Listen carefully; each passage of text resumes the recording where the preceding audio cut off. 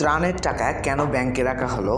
ত্রাণের টাকায় বিদেশ ভ্রমণ, ত্রাণের টাকায় হাসনাত আবদুল্লাহ, সার্জিস আলম, নাহিদ ইসলামের সংসার চলতেছে, পরিবার চলতেছে, তারা গরিব, তারা ফকিন্নি, তারা মিসকিন, এই ধরনের কথা যারা বলতেছে তারা নাম্বার ওয়ান চুতিয়া, বা এই ধরনের কথাবার্তা যারা বলতেছিল তারা মূলত নাম্বার ওয়ান চুতিয়া।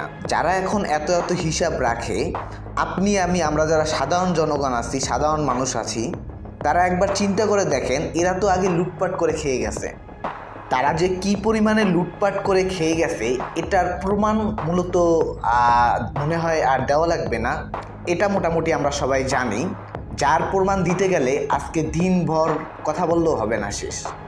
তবু আপনাদেরকে একটু মনে করাই দিই, একজন প্রধানমন্ত্রীর পিএ যদি 400 কোটি টাকার মালিক হয়, 1 টাকা 2 টাকা না ভাই, 400 কোটি টাকা।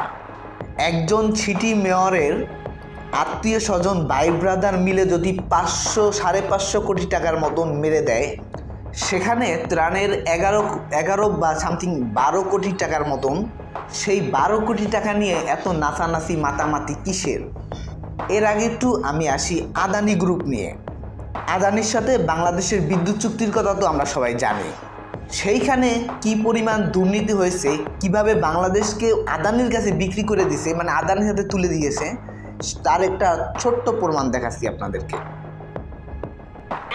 আদানির সাথে বাংলাদেশের বিদ্যুৎ চুক্তির ব্যাপারে তো জানেন কেন? বিষয়টা অনেকটা এরকম হয়ে গেছে কই যে বিয়ে করছেন আপনি, বাচ্চা জন্ম দিছে আরেক বেড়ায়, কিন্তু দিন শেষে সে বাচ্চার সকল ভরণ পোষণের দায়িত্ব কিন্তু আপনাকে নিতে হইতেছে।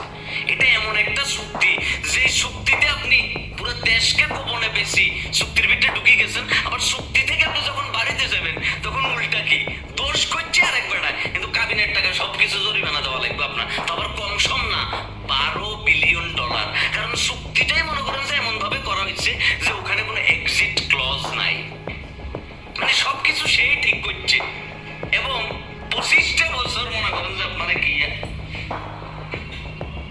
ক্যাপাসিটি চার্জ দিতে লাগবে, কোনো কথাবার্তা ছাড়া 34%।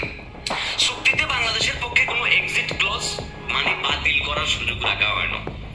বিনা কারণে যদি চুক্তি বাতিল করেন তাহলে সেক্ষেত্রে $12 বিলিয়ন ক্যাপাসিটি চার্জ দিতে হইব। বাহ বাহ বাহ বাহ, টাকা তো আপনার আব্বার, দেশের মানুষের টাকার উন্মারে, রক্ত শোষা মানুষের টাকা, পায়ের ঘাম ফালানো ট্যাক্সের টাকা আপনি দিয়ে দিবেন আদানি গ্রুপে। কেন?